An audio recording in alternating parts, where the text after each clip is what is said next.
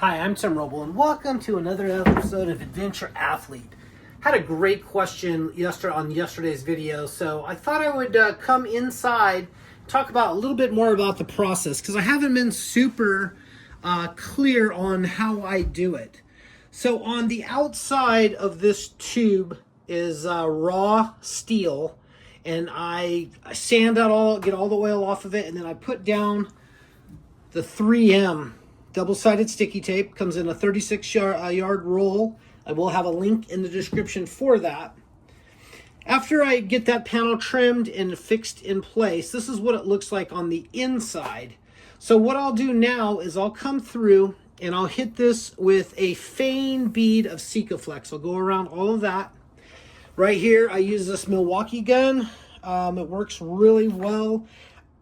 I really don't know if you can do Sika Flex. You probably couldn't do more than a tube or two a day because that stuff is super thick and hard to apply.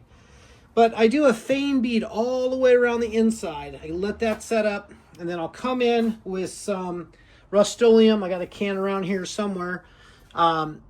Professional, usually in a gloss white for this. And I'll just kind of use a piece of cardboard and fog that in.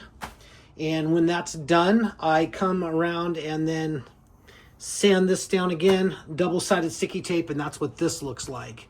I've got that kind of some Sika Flex going there. A little bit messy, and I got to be totally honest, I forgot to peel the peeling off of this before I sealed, so I'll have to score that, pull that up, or probably have to end up redoing it.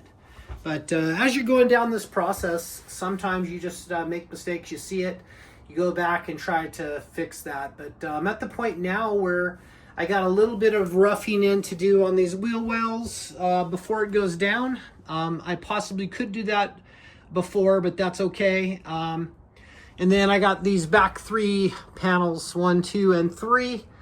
To get done before the top can come down, and that has to be, the outsides have to be done inside, outside with insulation. So that'll be the first thing in the morning, get that handled and taken care of.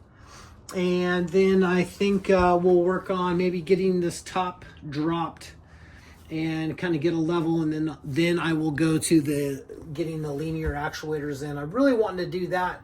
As I'm going through this process, I'm trying to figure everything out and figure what everything looks like. So, I think going down the path here, just trying to get things right and sorted out before I drop the top. But worried about wind.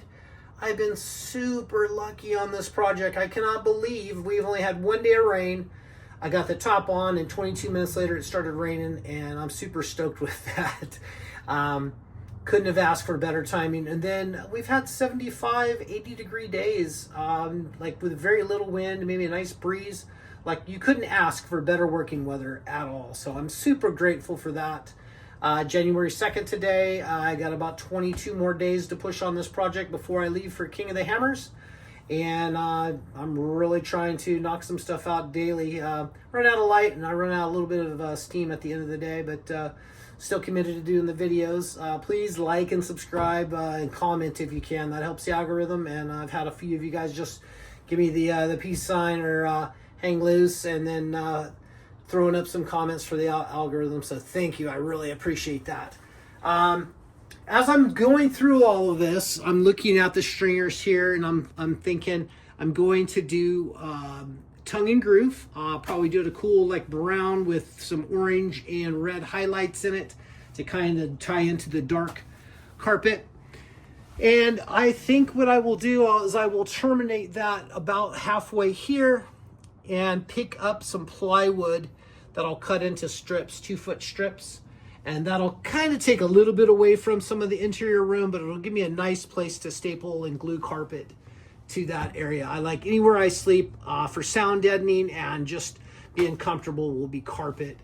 And so carpet will probably end up being glued to this wall. I've had some good luck with liquid nails, but we'll see how that goes. Sometimes you got to hang it with a couple screws. Got some extra Sika Flex that I used on the window from the inside just to kind of get it to never come out again. I'm good with that. I still got a little bit more. You can see where I ran out, but working through the process, and I'm really enjoying it. it's getting to the point where it's getting super close to loading things in. I got carpet padding and everything already, the mattress, everything's already bought, paid for, cut, pretty much rough fit with another fitting. So there's going to be a little bit of trimming, but other than that, not much. Hang the water heater. I have 2 winches that are going to go in above the spare tires at some point. I think I want to do it a little high, so I got some extra room to work with the rope to hook it up. Because my thought is I'll do it centered on the tire, and then as that drops down, I want to just go ahead and loop through it and connect it and be able to winch that wheel down to the ground. I was going to put 2 winches on the ramp like I did on Oscar Mike, but this ramp is actually so small and easy to use, I don't think I'm going to do that. I'll probably put a couple spots for a strap to run down, so you can have one height as a table and the other height as a loading motorcycle or bicycle height. Other than that, things are really going down the path really well. Once again, if there's something you guys want to see, a specific thing like this, hopefully I answered that question with how I do this.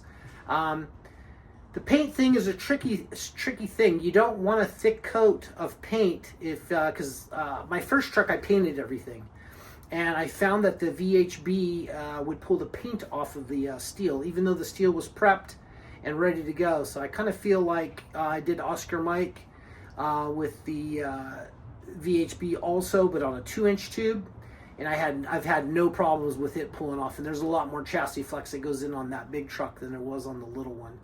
This one I'm not expecting a whole lot of chassis flex. I think everything's kind of built as an external roll or internal roll cage that's basically sheeted.